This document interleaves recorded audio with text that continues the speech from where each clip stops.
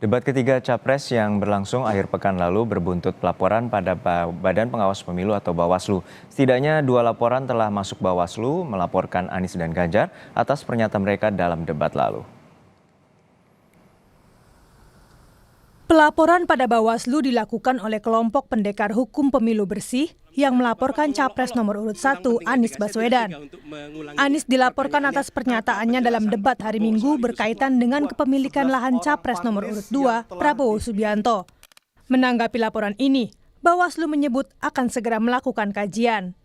Bawaslu mempunyai waktu 2 hari untuk melakukan kajian awal. Apakah laporan tersebut memenuhi ketersyaratan formil material atau tidak. Sepanjang nanti memenuhi ketersyaratan formil material, maka dilakukan klarifikasi. Jika dalam persyaratan tersebut tidak memenuhi syarat formil material, maka disampaikan kepada pelapornya terhadap status pelaporan tersebut. Sementara itu, Timnas Anies Muhaimin mengaku tak terlalu memikirkan laporan ke Bawaslu terkait pernyataan lahan saat debat Capres. Ketua Dewan Penasihat Tim Pemenangan Nasional Anies Muhaimin menyatakan, sejauh ini belum ada bantahan yang muncul dari pernyataan Jokowi yang pernah menyinggung lahan Prabowo. Pernyataan Jokowi soal lahan tersebut disampaikan pada debat Capres pada tahun 2019 lalu. Saat itu, Jokowi menyatakan Prabowo memiliki 220.000 hektar lahan di Kalimantan Timur. Selain itu, Jokowi juga menyebut Prabowo menguasai 120.000 hektar lahan di Aceh Tengah. Apa yang disampaikan oleh Pak Anies mengenai lahan, berapa itu? 340.000 hektar, itu hanya mengungkapkan fakta dari rekam digital yang ada yang pernah disampaikan oleh Pak Jokowi. Jadi, dan itu selama ini tidak pernah dibantah.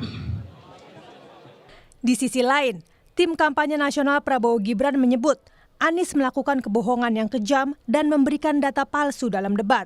Baswedan menuduh Pak Prabowo menggunakan APBN 700 triliun membeli barang bekas. Ini kan kebohongan yang luar biasa.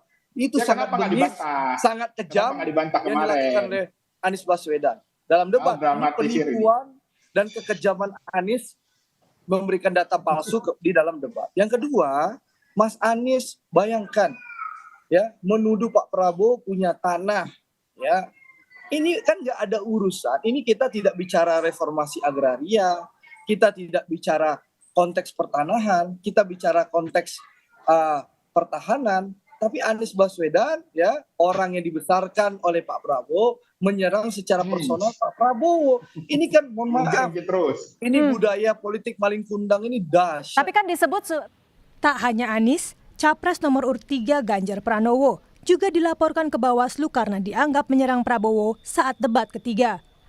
Laporan ini disampaikan oleh organisasi yang mengatasnamakan Advokat Pengawas Pemilu.